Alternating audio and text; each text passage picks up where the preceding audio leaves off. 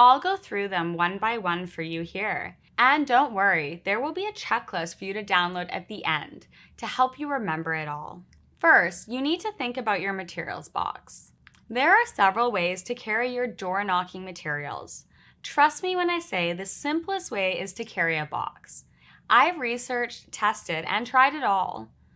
Also, choose a box that's not too heavy for you or you won't be able to knock long. Huge shout out to IKEA. Their trays have been a game changer for me. Another important point is to prep your material box in advance. I tell my agents to prepare their boxes the week before knocking. Do not wait until the knocking day. You want to be ready and prepared. That way, nothing can throw you off your preparation game. At the very least, you should be completely prepared the night before.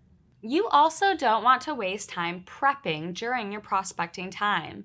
You want to hit the ground running when it's time. If you leave your preparation to your prospecting day, you may lose valuable time and hit fewer doors.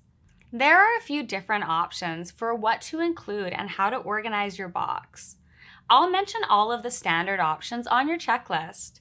You'll also learn more about materials in Module 5, so it'll make even more sense then.